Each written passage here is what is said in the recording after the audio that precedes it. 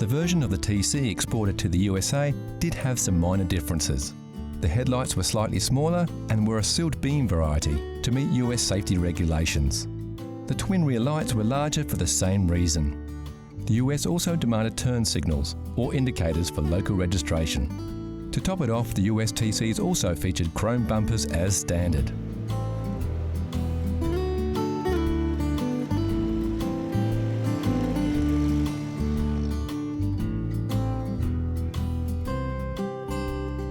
This particular MG TC is a fantastic example of a beautifully kept vehicle.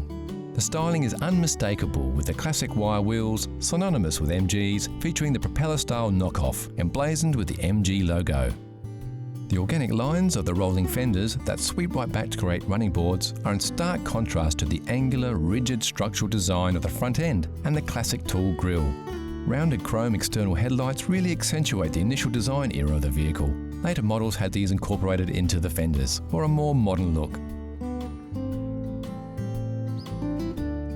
Driver comforts are at a minimum in the MG TC. A cockpit-style driver position in front of a very retro spoke steering wheel set the tone for a plain but functional interior.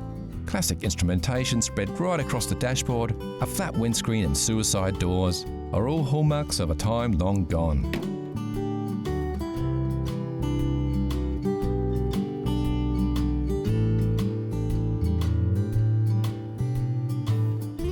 Under the hood, the MG TC was no muscle car, using the same power plant as the Morris 10. This was the X-Pac engine first released in the late 1930s. Featuring 4 cylinders at 1250 cc's. With overhead valves, it produced a modest 54.5 horsepower at 5,200 RPMs. It was a reliable workhorse though, and had enough juice to keep the driver in that low cockpit flying around the corners.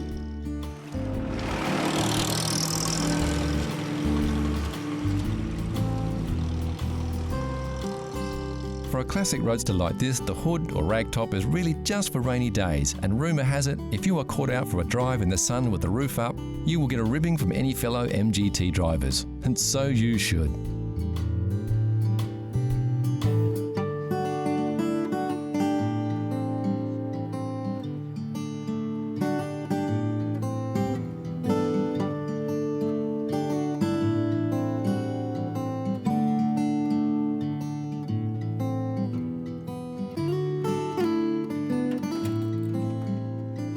The MGT stayed in production until 1955. Over 56,000 cars, and 21 years later it was replaced by the MGA. Not bad for a midget.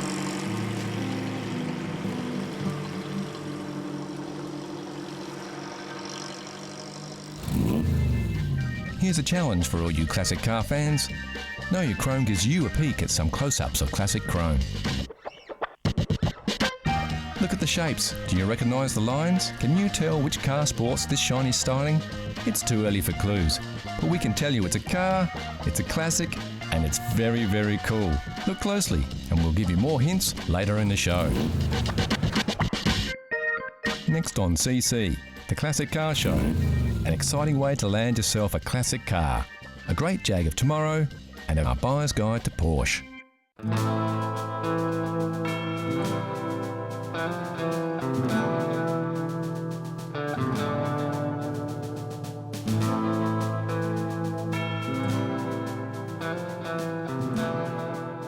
When you're hunting for a classic car, there are a few ways to go. Classics are categorised into 3 classifications that describe the condition of the vehicle. There's original cars, restore cars, and barn finds. Original cars are vehicles that have been driven over their lifetime and are still likely to be on the road today. They have not been resprayed or restored and can sometimes have non-factory modifications made to them over time. The classic version is the little old lady who drove it to church on Sundays. Restore cars are exactly that. Cars that have been meticulously restored to their former glory. Often bare metal restorations with everything in its place. These vehicles are generally pretty expensive, but are real head turners.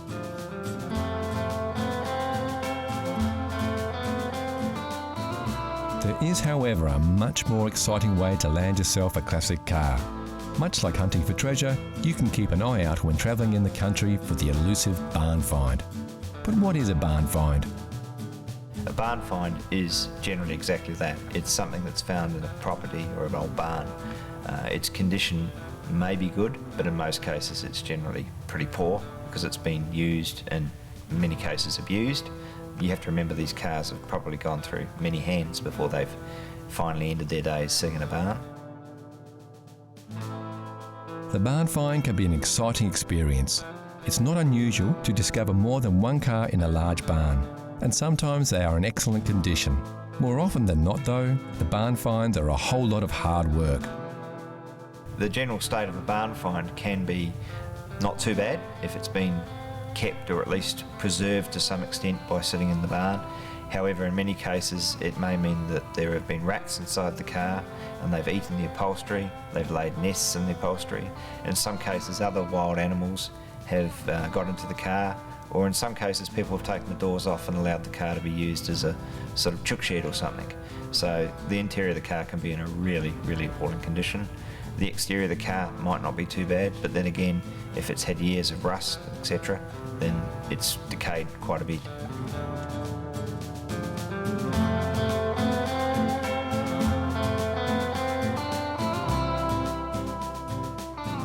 So it all sounds like a lot of hard work. Surely it would be better to get hold of a running classic and restore it from there. Well, not always. The advantage of finding a barn find is in many cases you will get an unmolested car, hopefully, in which case it has all its what's known as jewellery, which is all the chrome work, etc., still with the vehicle. Obviously, the most desirable barn finds are those cars that are considered to be very desirable, like Bugattis or Rolls-Royce, etc. And in some cases, people do find them in barns. In some cases, people have opened a barn and literally found a car that is very, very desirable. In America particularly, they have found what were known as concept cars, cars that were produced by car companies as a one-off, shown at a motor show, and then in theory they were scrapped, but in reality they weren't. And some people have had the luck of opening a barn and finding a concept car, which is unique. It's a one-off. We don't condone snooping around other people's property though. If you do spot a car that you would like a closer look at, you need to contact the property owner to organise a closer inspection, like we did with these beauties.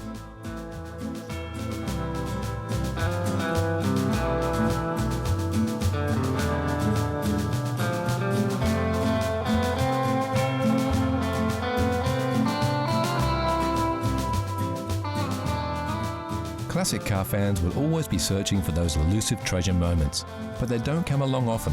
And remember not to get too excited by a rusting hulk in a shed somewhere, unless you really, really love it, or it's a collector's car.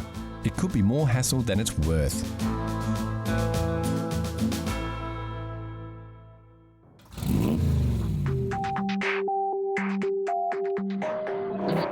Today's Classic of Tomorrow is from a British car maker with an enviable list of true classic cars under its belt.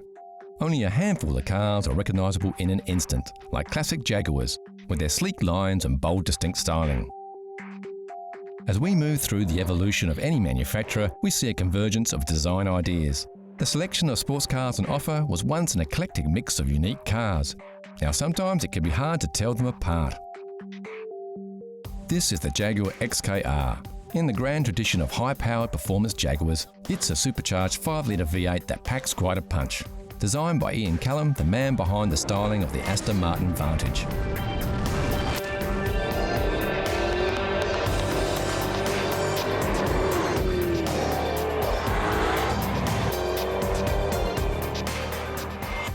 So how much does it cost to buy a performance car of today that will be a classic of tomorrow? Around £60,000, or about $95,000 will get you a new one. It will depreciate in value fairly quickly, but hold on to it and look after it, and you will have a classic of tomorrow. You might just have to wait about 40 years. 40 years of fun driving though.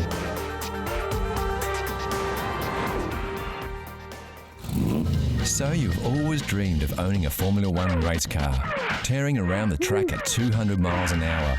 But maybe you just don't have the millions to spare. So it's time to look for something a little more practical that will still fuel your high-octane dream, like a Porsche 911. Yeah. We took a look around to see just how deep your pockets need to be to get behind the wheel of one of the most successful competition cars of all time. Since its introduction in 1963, the Porsche 911 has undergone continuous development, but the basic concept has remained the same, with its rear-engine design and independent rear suspension. The most notable change was the introduction in 1998 of a water-cooled engine, replacing the previously air-cooled power plant. Although there are always many risks that require thorough research when buying second-hand cars, many Porsche 911 owners are generally enthusiasts who have taken good care of their vehicles. Woo!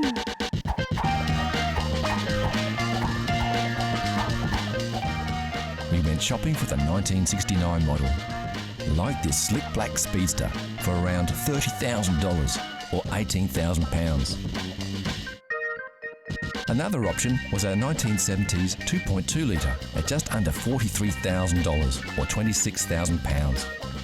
A tad more pricey, but worth every penny after being fully restored to its original pristine condition, this 1969 White Dazzle was fetching around $60,000 or £37,000. With so many of these elegant beauties available throughout the market, you'll be sure to find that thrill ride you've been looking for without costing you the earth. So how well did you go with your first peek? How well did you know your chrome? Here's a quick update. Did you guess it right away, or are you still pondering? Take a look at these shots. We're showing you a little more of the car here, so you should be able to pick it. The answer is coming soon.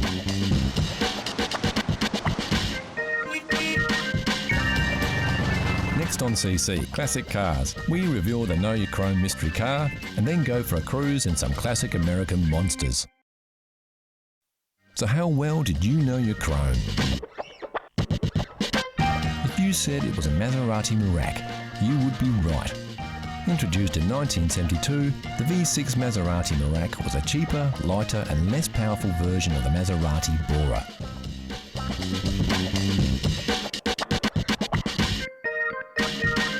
With a lower weight ratio and better weight distribution, the Merak may have had less power, but it handled far better than its V8 counterpart. Ladies, gentlemen, the magic of the past doesn't last. What we want to see Is the magic of the present. The new Oldsmobile.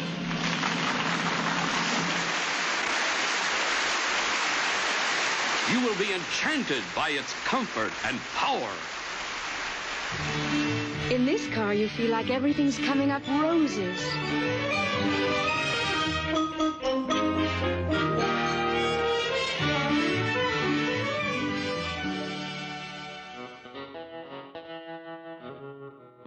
Some may say that they just don't make them like they used to, and in the case of this pair of 1960 Yank tanks, they definitely don't. Oldsmobiles were produced from 1949 until 1999 as a division of General Motors, and from 1950 to 1974, the 88 was the division's top-selling line.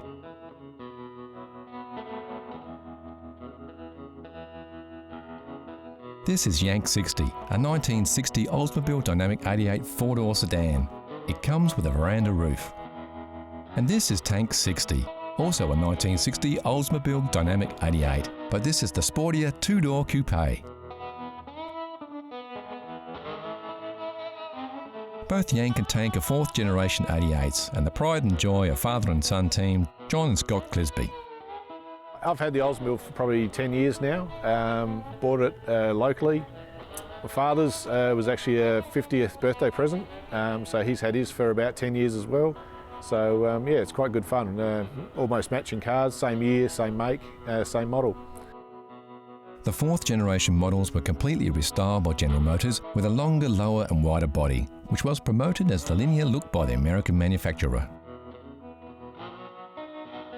Other changes included a new grille and taillights, a revised rear design, and a modernised instrument panel.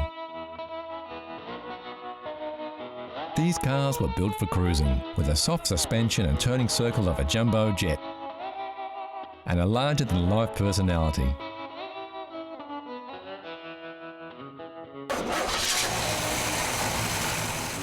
Under the hood, both these beauties are powered by the same 371 cubic inch rocket V8 that was carried over from the 57-58 models and came as standard on all dynamic 88s of the year.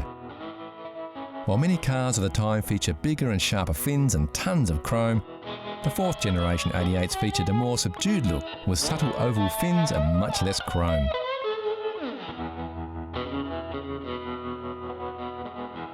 Yet both these cars, with their sharp 60s stylings, still make their own undeniable statement to the world. Yeah, probably if you're looking to buy one today, you're probably looking around $20,000 to buy one.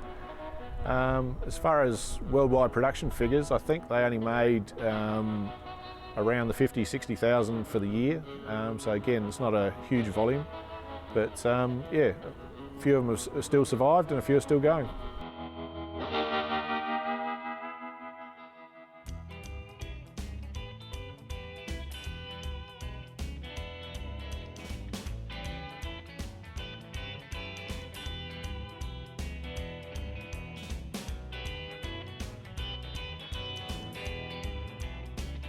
The driving experience is great and they're so easy to handle, with power steering that makes these giants surprisingly responsive.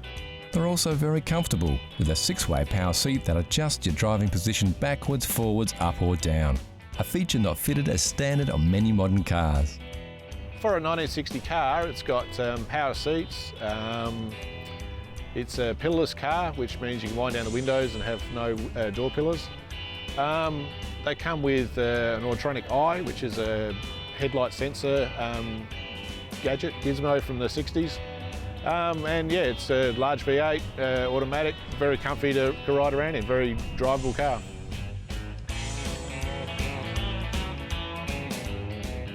As far as maintenance goes, most of the drivetrain is American and available. Body parts are a bit harder to find, and you'll need to source those from the States if you have to. Of course, these parts are getting harder to find even in the US, as stock thins out after half a century of bumps and dings.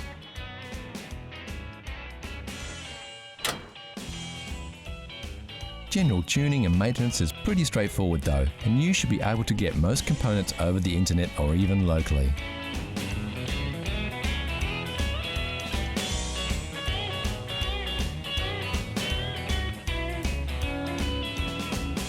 The great thing about owning any classic car is that their running costs are about the same as a new car. Yep, they sure don't make them like they used to, but at least, with a few classics still doing the rounds, the good news is that they don't have to. So what does Scott think is the best thing about being the owner of an Oldsmobile Dynamic 88? Oh, it's just a cool car to cruise around in. You know, you get lots of looks, people always stopping, asking questions about it, and yeah, it was just a classic car that you know, if I look after it, it's one of the few cars I'll actually appreciate over time and become more and more collectible.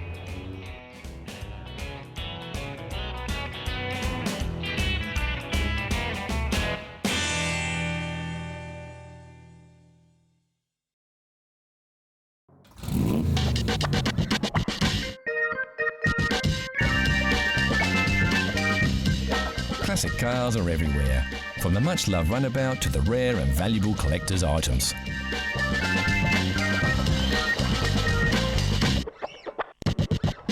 One thing we all agree, there's nothing better than a classic, like this stunning Jaguar sports car that was once owned by Hollywood tough guy Steve McQueen, or this Rover P6, voted the very first European car of the year.